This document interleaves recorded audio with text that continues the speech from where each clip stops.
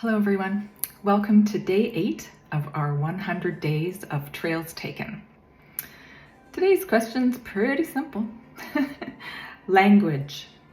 What languages do you speak most often? Could be a whole lot of things come out of this little inquiry. So let's go check it out. Hello. Okay then. Well, language spoken most often. Obviously, I'm speaking English. So yes, English is the language I speak most often. I sort of know a little bit, un poquito, of Spanish, which I tried to learn after going to Peru. I've been to Mexico a few times and I really like the language and it's kind of fun learning. Growing up in Canada, of course has French as its second language. So Spanish and French, Italian, those kind of all, have similarities. So if you know a little bit of one, you kind of get the gist of the other. I never did end up learning. My wanting to learn Spanish came from people speaking their language that I don't understand in front of me, laughing and not including me in the conversation. So that is one of my triggers. And yeah, I could have learned a bunch of different languages. In my family, there's Romanian, of course French, and there's probably a whole bunch of other things that I don't really know about yet. But interestingly, I love accents, like all accents. So if somebody speaks English and they have a foreign accent, it's so interesting to listen because they, the words come out a little bit differently and there's tongue rolling and, some languages are very guttural. So that the English comes out that way too sometimes, right? So I love languages. I think if I might have already done that in my past life, but I would love to be a linguist, I think. Not in this lifetime though. Too many other things to do. I remember my first French experience was in the 8th grade, and the teacher's name was Miss Ormond. She was a little bit of a thing. Bit of a spitfire too, that one, if I remember correctly. Also different languages sort of make me want to travel to different places. When you immerse yourself into the culture and you try and speak it, it comes quicker. I want to travel and just experience that for myself too. Not just in Spanish speaking countries, but other ones. Let's see.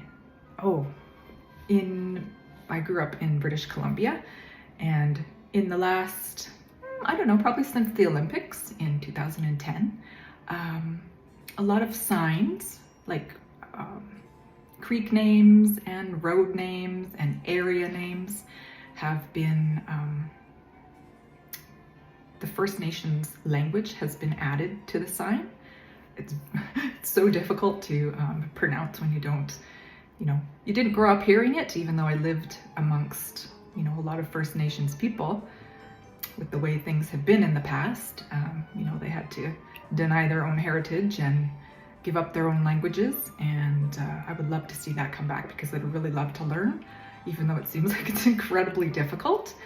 The other ones I thought about learning, which I also think are difficult, are Mandarin and Hebrew.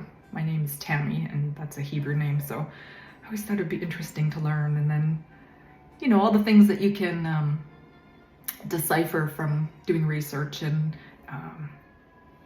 if you know a different language, sometimes things,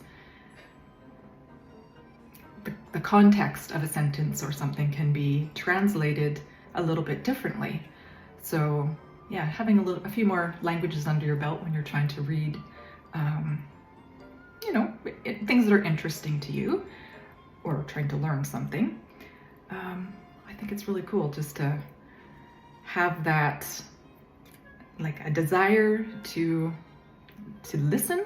I think that's another thing, listening. even if you can't understand the words that are coming out, the emotion and the tone and the inflection and the volume and all the things make the language actually what they are. And it's more about the people and the heart and where it's coming from than the actual language itself, I think. And then of course there's the language of love, and well, I think we all speak that. I'd like to become more fluid in that, I think. Fluent, either affluent. How about that? Yeah, so the other part of the question is your first language learned, and mine was English. Yeah, and I still hope to learn some more. I'm, just middle-aged. I still have lots of living to do, so there's still lots of time. And yeah, who knows where life will take us, right? So be open to learning, and yeah, I don't know. I think people feel like if you're trying, if you're trying to understand them and communicate, there's nothing more important than having that connection and the human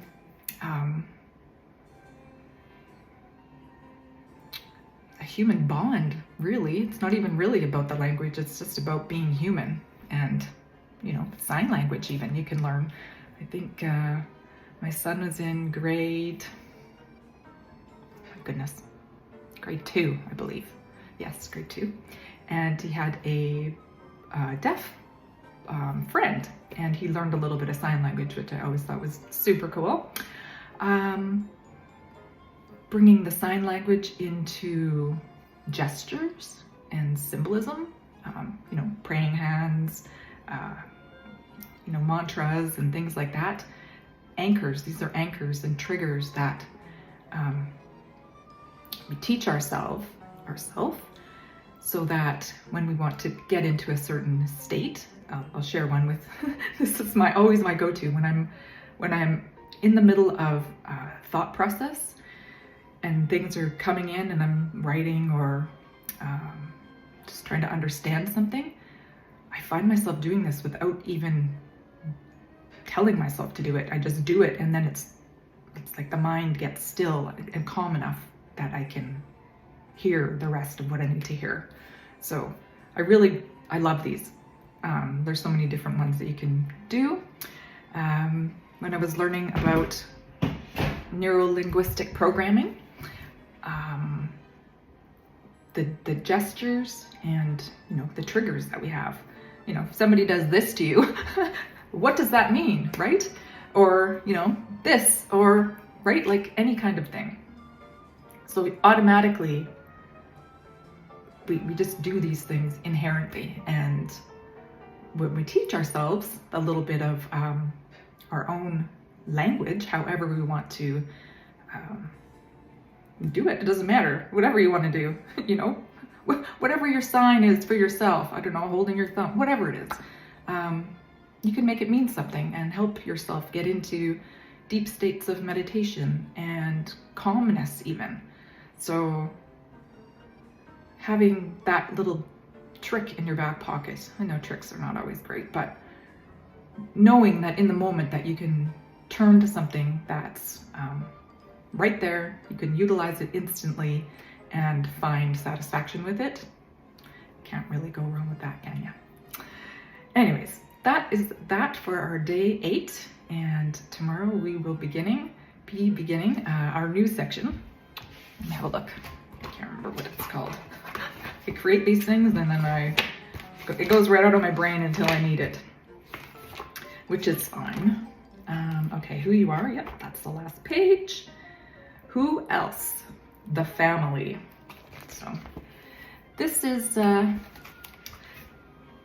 more when we need to be worrying about our triggers and the things that upset us, or the things that, there's a lot of bombs in the family unit, and there's things that we don't talk about. There's things that we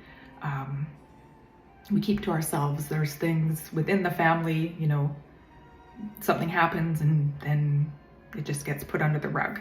So triggers can come up quite a bit during the next parts that we're going to go through. So really make sure you're grounded before we start. Maybe I'll just even do a little grounding tomorrow before we begin.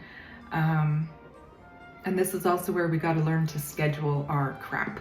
So the triggers, you know, we're going to write them down, but when we actually go to do them, then we can get into them. Like, we don't need to feel all the feelings about the bad stuff currently. We just got to feel the good stuff for now. And there will be time for the bad stuff, or whatever, the uncomfortable stuff, not the bad stuff, but uncomfortable, just things we need to deal with and look at and remove. And, you know, we can feel lighter and go on and be happy. So until tomorrow, be well.